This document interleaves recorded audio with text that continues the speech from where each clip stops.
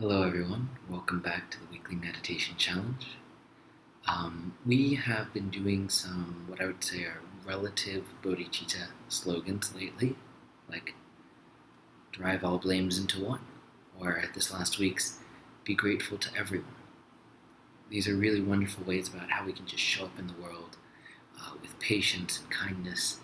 And early on in this series, we talked about more of the absolute bodhicitta, some of the big view, the teachings around emptiness in the Buddhist tradition.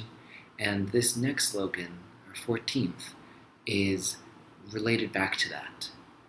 So the slogan itself has been translated in different ways, one of which is seeing confusion as the four kayas is unsurmountable shunyata protection. So this is a little bit more esoteric, and I'm going to break it down for us. This is an interesting set of teachings within the Buddhist tradition. Kaya, K-A-Y-A, could be translated as an aspect of the Buddha's being. So there's these four kayas, seeing confusion as the four kayas. Whatever confusion arises, it's either the Nirmanakaya, Sambhogakaya, Dharmakaya, Svabhavakakaya. Nirmanakaya is often the physical representation of a being. So you see me, I am here, I'm a person. I have a body. The Buddha had a body. For example, the Dalai Lama has a body. So you could study with a teacher, and that person has a physical manifestation. And that is different than the other kayas, including the Sambhogakaya, which is more, the Sambhogakaya is the embodiment of the wisdom qualities. So for example, you might see the image of Avalokiteshvara, and people say, oh, Avalokiteshvara is the embodiment of compassion. That's what they're talking about, is the representation of the wisdom quality, compassion. So that way that we represent Avalokiteshvara, that's the Sambhogakaya. This also represents the interconnectedness here, because it's not that the mind and the body are independent, are entirely independent of one another.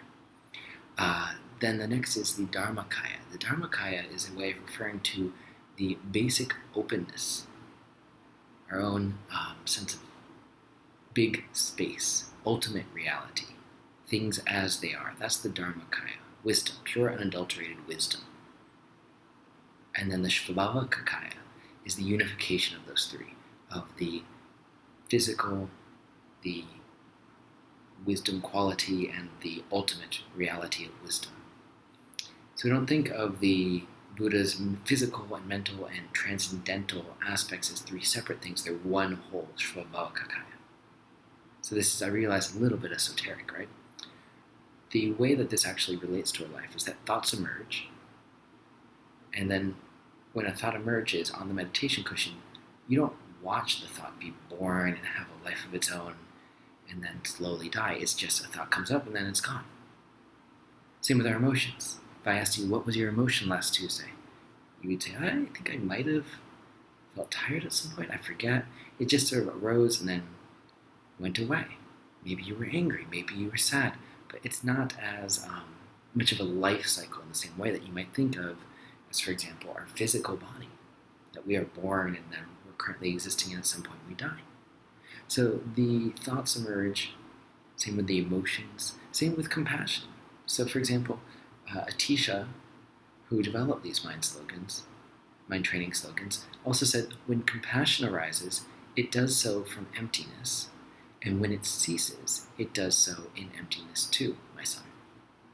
So interesting, right? So even things like compassion just arise from emptiness. And then when we no longer feel compassion, it's gone. It's part of emptiness. So the Nirmanakaya aspect here is that our thoughts and concepts and emotions take place in the mind. They arise. We know that. Sambhogakaya aspect here is the sense of our own luminosity. You could say our cognitive capacity. If we have a brilliant insight, that's the Sambhogakaya. It's like the little peeking through of our wisdom. And then, of course, the Dharmakaya, when we actually rest in the empty nature of thoughts, the big view of resting our mind. Svabhavakakaya says all this is unified as one reality. We have thoughts and concepts and emotion, but they play out against the backdrop of our own wisdom and our own luminosity. So this is why we talk about the four kayas, to give us a framework. So the idea here is that the more we watch our mind, the more we realize the essence of mind is empty. And we're no longer so hooked by some of the strong emotions and thoughts that come up. We realize that they just sort of come up and then they're gone against the backdrop of emptiness, which is shunyata. We see that the mind itself has no arising, dwelling, cessation. It's just there. So shunyata is we realize all thoughts are empty. That's the point of this slogan. That's the protection aspect. That when we get too hooked by some of the strong thoughts that come up, we say, oh, it's not just me having a strong thought. There's also my luminosity. There's also my wisdom. There's both. So I suppose one challenge here could be when you get particularly hooked, you could reflect that your stuck state is not inseparable from your own wisdom mind. Maybe a more practical challenge for this week would actually just be to ask yourself, when you get really, really hooked, really, really juicy storyline comes up, you could just say, where did this thought come from? Just looking at the thought, being inquisitive with it, might actually liberate you from being dragged around by that strong thought or emotion. Where did this thought come from? We realize that the mind and the thoughts have no arising, dwelling, cessation. It's just there, and like the clouds going across the sky, it will fade and go away. It's just the nature of it.